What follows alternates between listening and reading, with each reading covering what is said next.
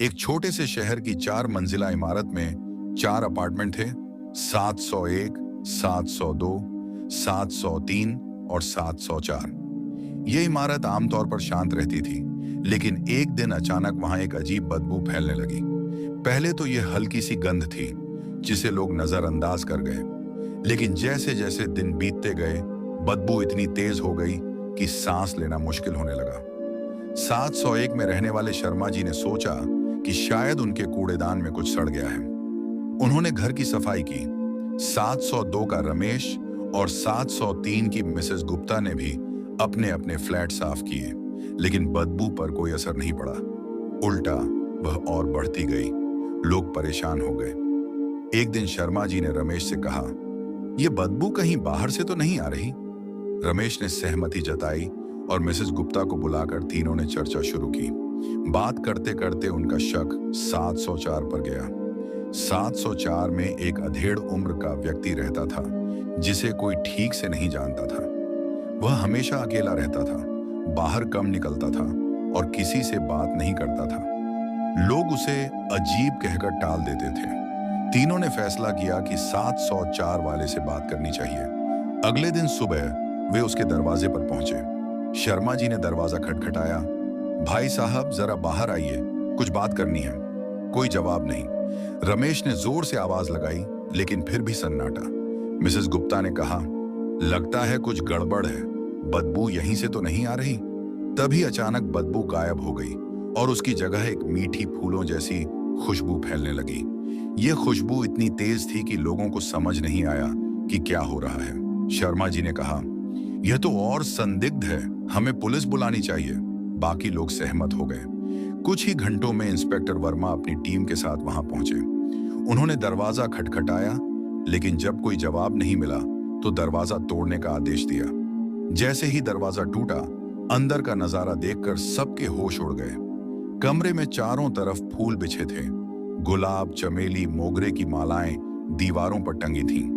बीच में एक छोटा सा डिब्बा रखा था, जिसमें से सुगंधित धुआं उठ रहा था, और वह अधेड़ व्यक्ति एक कुर्सी पर बैठा था, आंखें बंद, चेहरा शांत, जैसे कुछ हुआ ही ना हो। पुलिस ने उसे हिरासत में लिया और कमरे की तलाशी शुरू की। पीछे के एक छोटे से कमरे में जो मिला वह खौफनाक था। वहां कुत्तों की हड्डियां बिखरी पड़ी थीं, दीवारों पर खून के धब्बे थे और एक कोने में एक टूटा हुआ चाकू पड़ा था। इंस्पेक्टर वर्मा ने अनुमान लगाया कि यहां कुछ बहुत गलत हुआ है। उस व्यक्ति को थाने ले जाया गया और पूछताछ शुरू हुई। शुरू में वह चुप रहा, घंटों तक एक शब्द नहीं बोला, लेकिन जब इंस्पेक्टर ने दबाव बढ़ाया और सबूतों की बात की, तो आखिरकार उसने मुंह खोला। उसका नाम था रघु। उसने जो बताया वह सुनकर पुलिस वाले भी सिहर गए। रघु ने कहा, मैंने उसे मारा, मेरी बीवी थी, हमारी शादी को 10 साल हो गए थे, लेकिन वह हर दिन मुझसे लड़ती थी, मुझे ताने मारती थी, मेरे सपनों का मजाक उड़ाती थी। एक दिन मुझसे बर्दाश्त नहीं हुआ, मैंने गुस्से में उसका गला दबा दिया, लेकिन वह मरी नहीं। फिर मैंने चाकू उठाया और वह रुक गया। उसकी आंखों में एक अजीब सी चमक थी। मैंने उसे बार बार मारा, इतना खून निकला कि मुझे डर लगने लगा।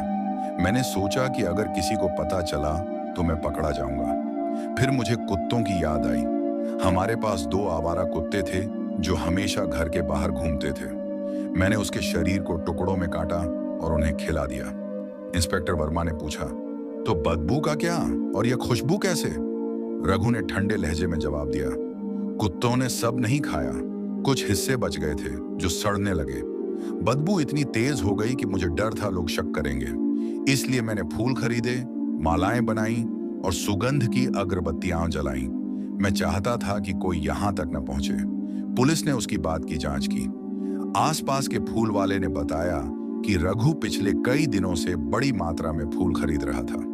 कुत्तों की हड्डियों की फॉरेंसिक जांच से भी मानव डीएनए मिला, जो रघु की बात की पुष्टि करता था। उसकी पत्नी की गुमशुदगी की कोई रिपोर्ट नहीं थी, क्योंकि वे शहर में अकेले रहते थे और उनका कोई रिश्तेदार नहीं था। रघु को हत्या के आरोप में गिरफ्तार कर लिया गया। कोर्ट में उसने अपना गुनाह कबूल किया। उसे उम्र कैद की सजा सुनाई गई, लेकिन बिल्डिंग के लोग उस घटना को कभी नहीं भूल पाए। 704 का फ्लैट खाली कर दिया गया और लोग उस मंजिल से गुजरते वक्त सहम जाते थे। कभी बदबू, कभी खुशबू। रघु का यह खेल हमेशा उनके जहन में एक डरावना रहस्य बनकर रह गया।